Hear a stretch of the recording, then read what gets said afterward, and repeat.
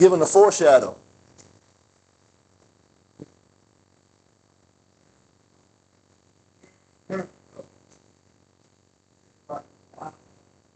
Uh-huh.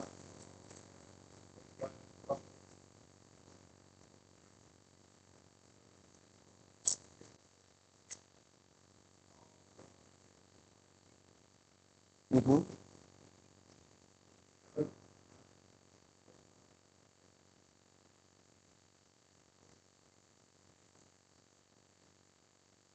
Okay.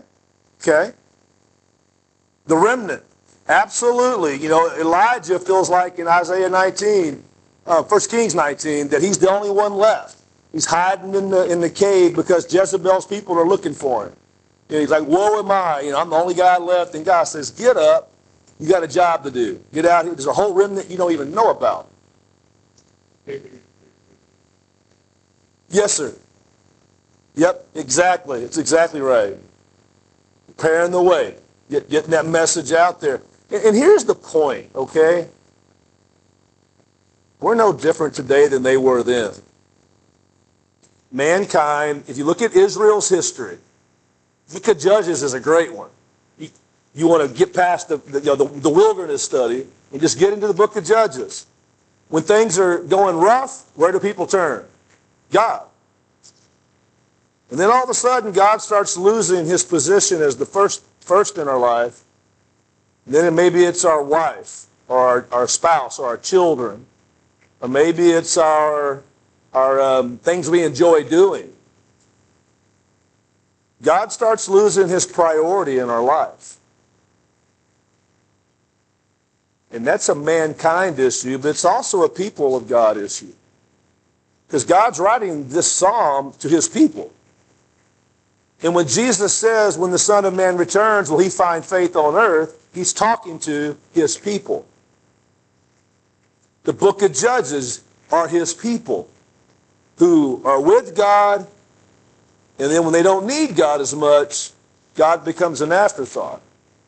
And so the issue is, we lose wisdom when God's not first. We begin using some other line of thinking. That makes sense? Why do we do that as mankind? Why do we typically, I know there's some generic answers, but think about it. Why, when things are good, do we tend to stop worshiping God with all of our heart, soul, strength, and mind and pursuing other things instead of God as a priority? It is the human side of us, but what is it about our humanity that turns from God? Don't need anything.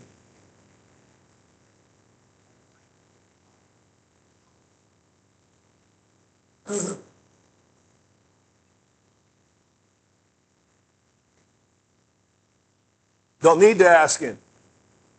How would you compare that? I'm talking maybe some of the mechanics in here, but some of y'all could probably know. How is that any different than taking care of a car? If it ain't broke, don't fix it. Check the oil. How many of you have ever not checked the oil in your car for a while? What happens to your engine eventually? Burns. We probably, if we're honest, and I'm not going to say everybody in here, okay, but mankind, we tend to check our cars more often, do a diagnostic to see how things are running, more than we do our relationship with God. We get more worried about when we go on a road trip, checking our oil and our tire pressure, even our fluid in our wiper blades, than we do our daily life with God. Why is that?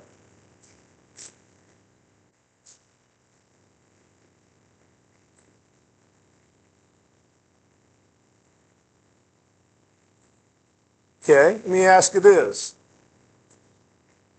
Who taught you to check stuff on your vehicle? Daddy. As parents, as grandparents, as aunts and uncles, as adults, Shouldn't we be teaching those younger to check their relationship with God? If we truly believe that you're not just going to break down the side of the road because you didn't check the oil, but you're going to find yourself separated from God for eternity, shouldn't we daily remind people, check your relationship?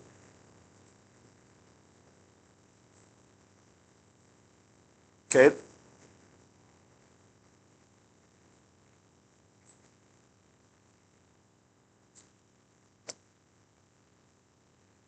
Is it, yeah, toes get stepped on sometimes, but is it possible that because when we're, yes, sir? Yes. So it just take care of itself. Don't be careful.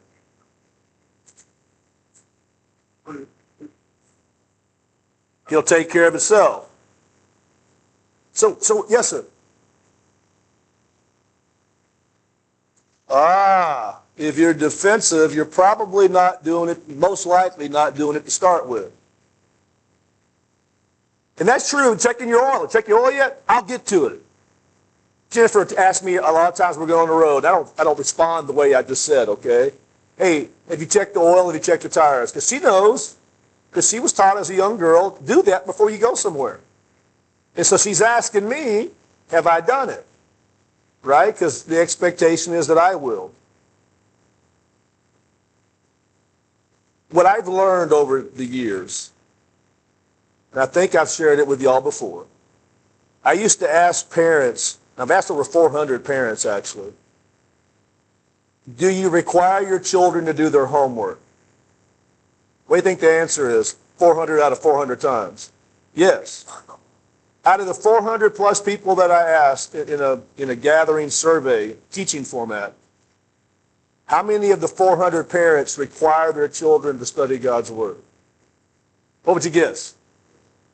No, it was higher than 0, lower than 10%. 2 people out of 400. And these were, one of them was an elder's wife who told me, no, I don't do that. Her husband was one of our shepherds. You know what her reasoning was? I think she was thinking that, yes. This is what she said in front of everybody in this teaching format. If I make them do that, they won't want to. Does that make sense? Bingo. So if we make them do their homework, but we don't make them study Scripture, what are we teaching them is more important? So why would we ever be surprised when people grow up and don't value God?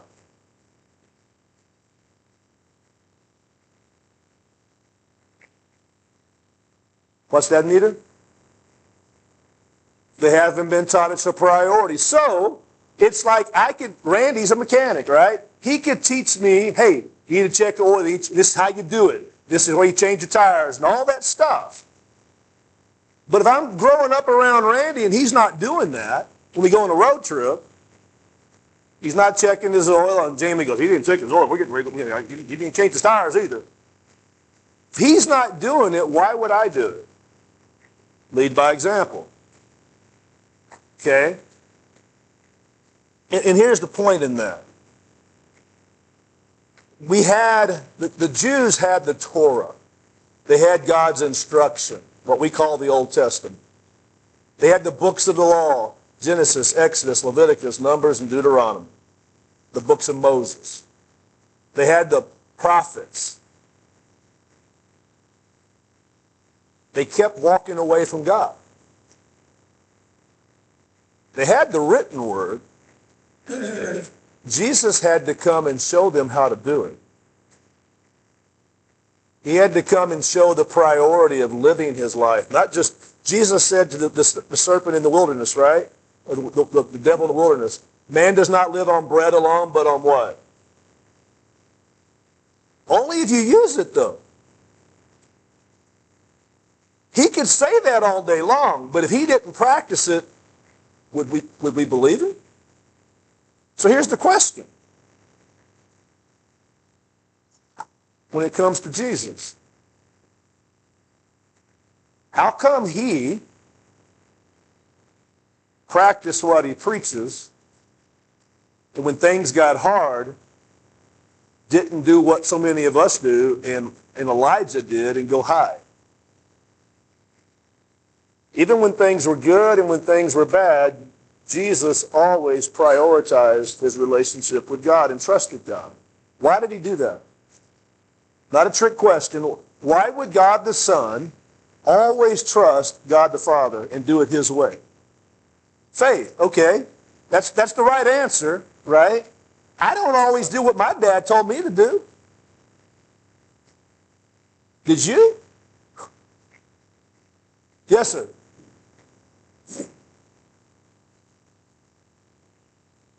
Okay, what's an example of him not agreeing with God? Okay, so two things. On the one hand, I know what you're trying to say. Okay, let's kind of reframe that.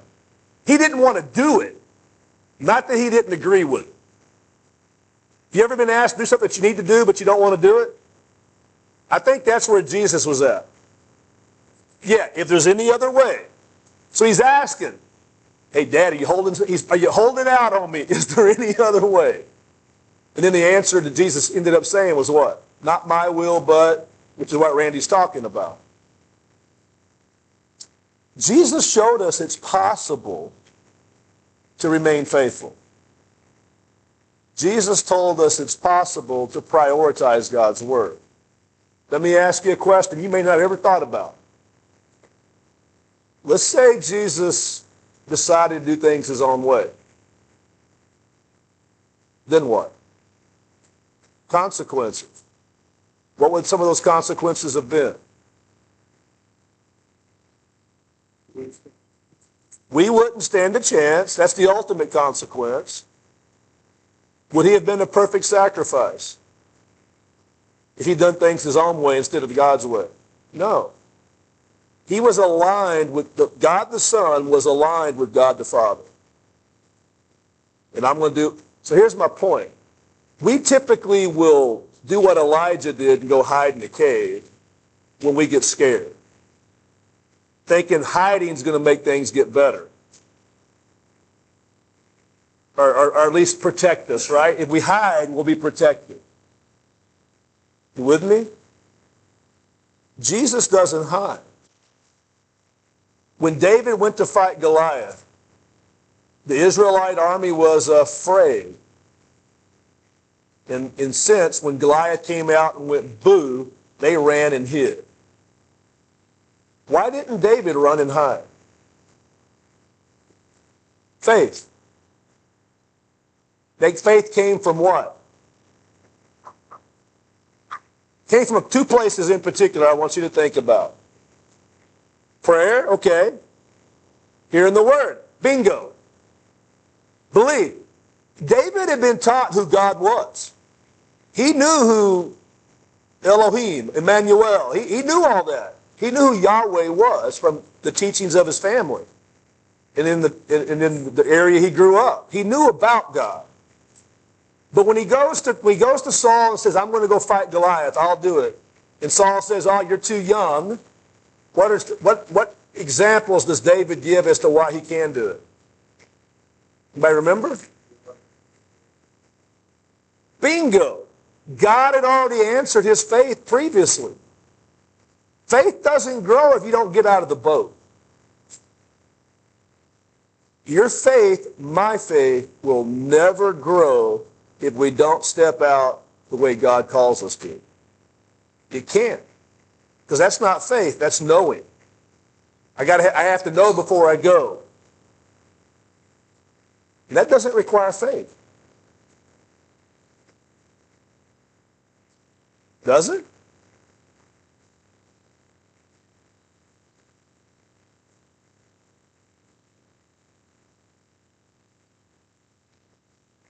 Yeah. We don't think about it, but you just nailed it. We all have faith in something, faith in ourselves. I can figure this out. I can do this and it not affect me. Versus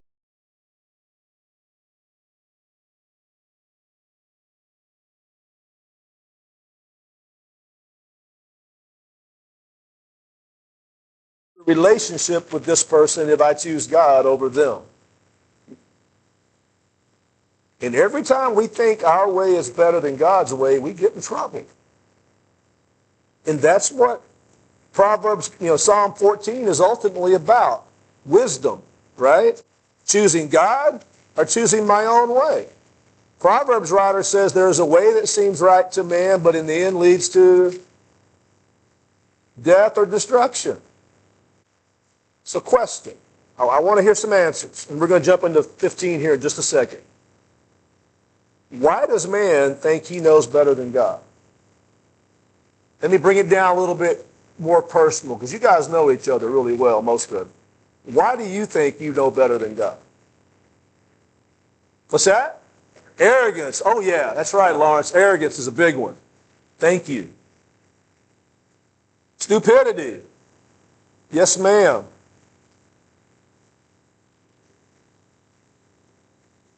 Mm-hmm.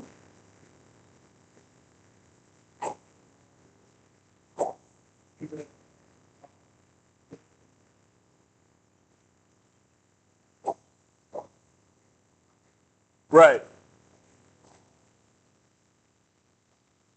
Bingo. Randy, you were going to say something? Oh, it's okay. So here's what yes, ma'am.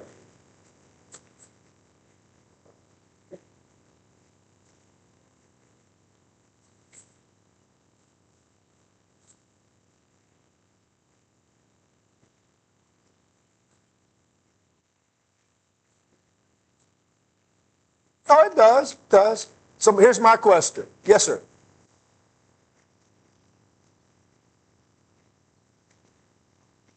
That's right.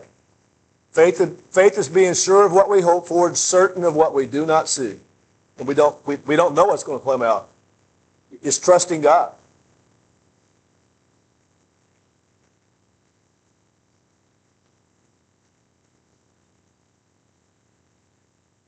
Exactly. Question for you. When Jesus was in trial with Pilate, did he see God?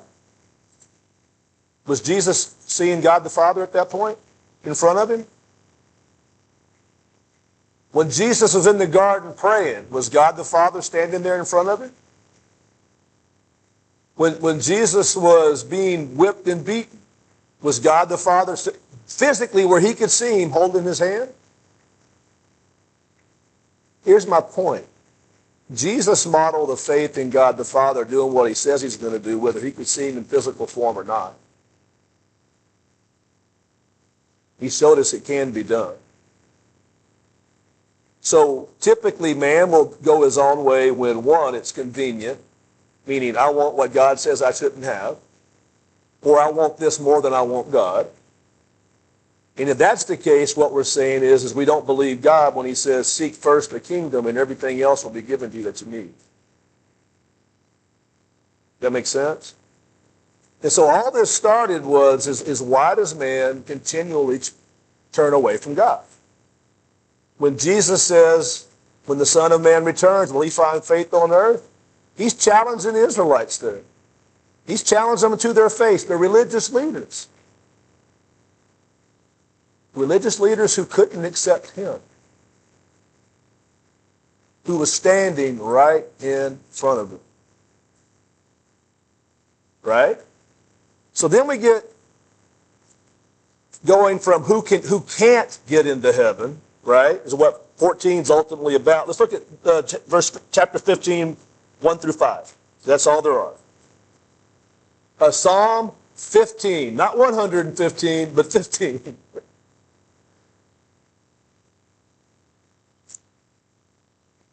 So don't turn back to it, but 14:1 says this. The fool says in his heart, there is no God. They are corrupt. They do vile deeds. There is no one who does good. If you were listening, says there's no God and does things their own way. When you do that, you're making yourself God. You're saying there's a way that's better.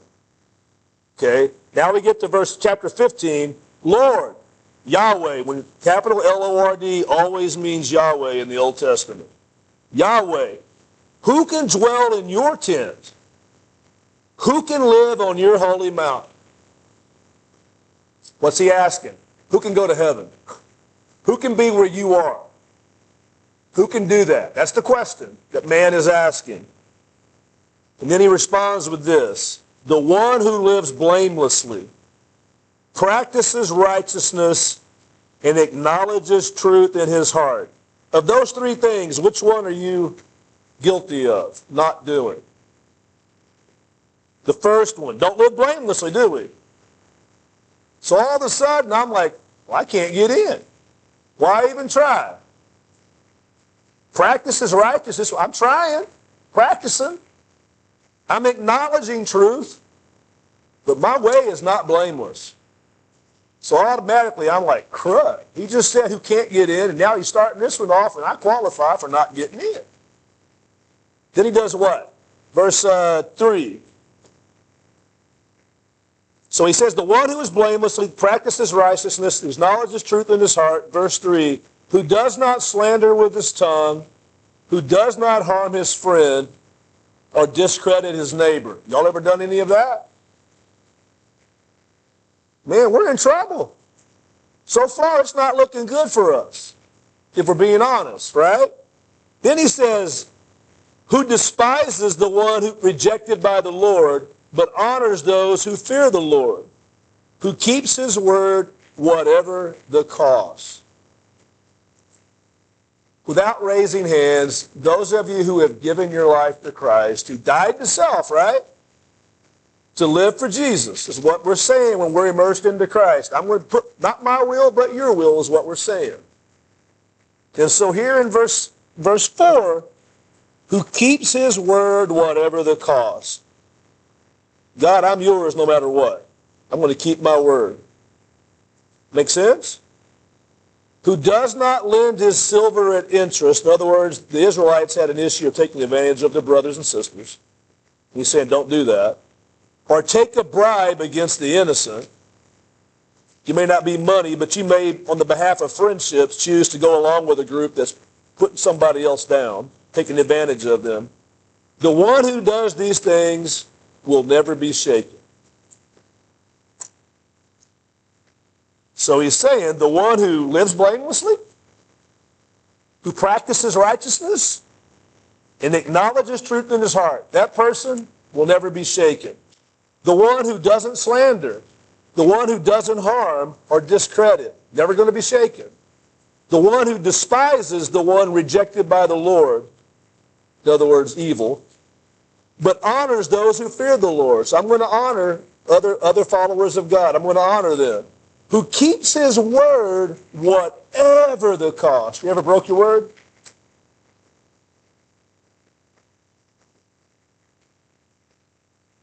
That's the one who will never be shaken. That's who gets to go be with God in heaven. That's the one who gets to dwell in his tent. What do the Israelites know based on the law when they read that? Based on just the law. What's the blaring statement to them when they read it? What's that? None of us going to heaven. That's the message. That's why Jesus is good news.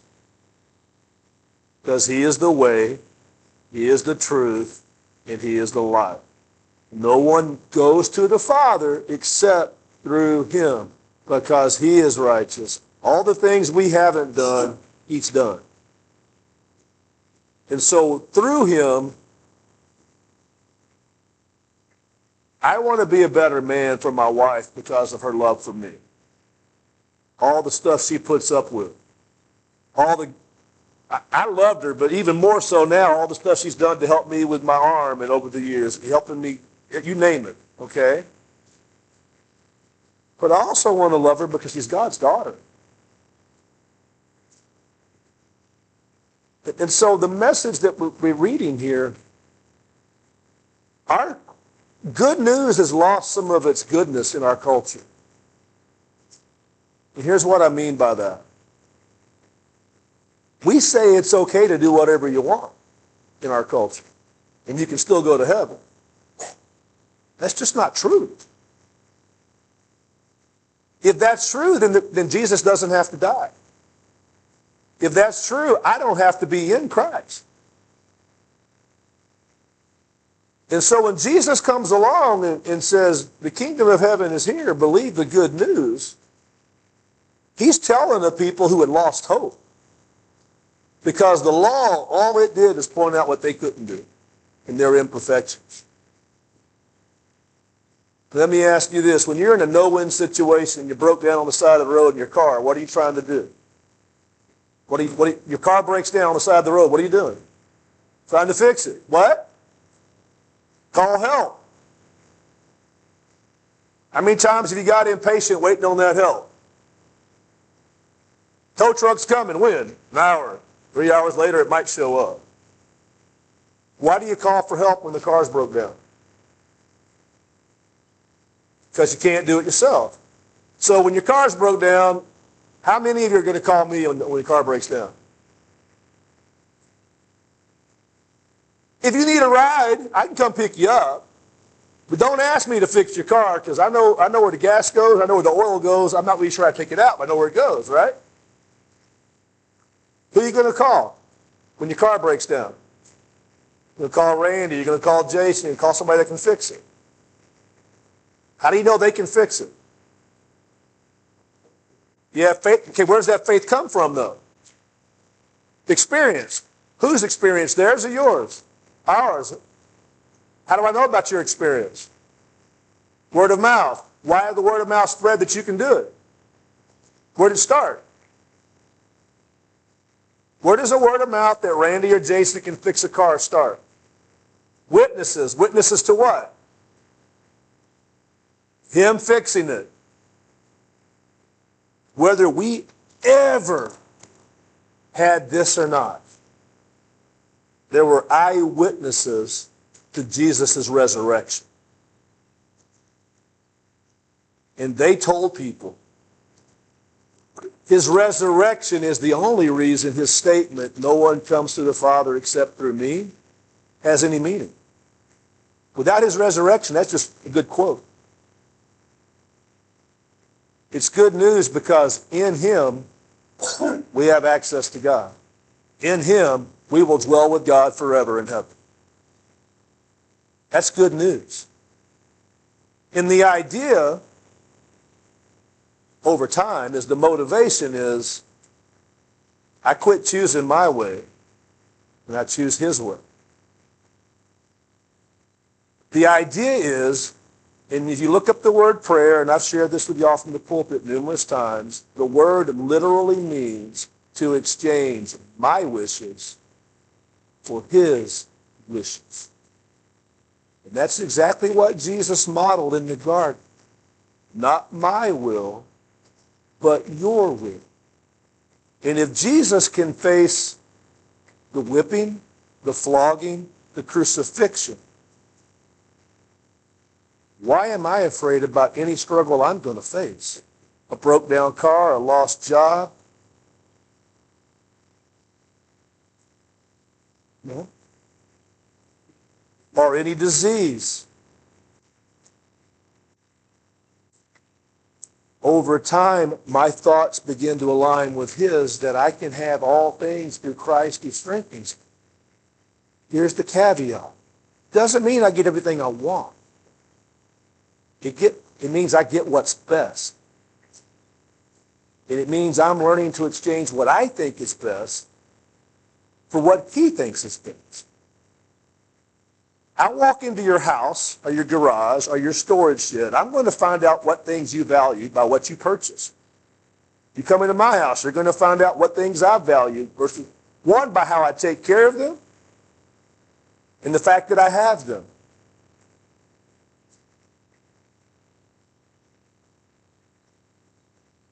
We learn a lot about a person's walk with God by what they value. It doesn't mean having things, but it's the things I place the greatest value on ultimately will show itself. Fair? By the choices I made. And so Psalm 14 says, who cannot get into heaven? And then Psalm 15 says, who can? And then when the Jews read that, they go from, oh, nope, these people aren't going to get into heaven in Psalm 14. And then they read Psalm 15, well, this who gets to go in heaven. And they realize pretty quick, I don't get to get into heaven. I don't get to spend time with God. And then Jesus comes along and says, and through me, you can. Yes, sir. So the wise person, on what you just said, we'll end with this, the wise person, which is what 14 started with, the wise person is the one who values the things that God values. When I value the things that God values, my relationship with him grows, my faith grows, I trust him more. With each time he follows through with the lion and the bear like he did with David, or the parting of the Red Sea, or the water from the rock, or answering my prayers, even if he doesn't, this is the caveat, we have to be like Shadrach, Meshach, and Abednego in Jesus. Shadrach, Meshach, and Abednego says, O king, our God is able to deliver us from your fiery furnace, but even if he doesn't, we won't bow down. Is that not the same thing Jesus prayed? If there's any other way, let it be done. If not, let's do it. And Hebrew writer says he did that for the joy set before him. He endured it. I'm willing to endure a lot of things. You go to work for money, right? Take care of your family to get the things you want. I can endure a lot of things when I know what I receive as God and his promises. Thank y'all.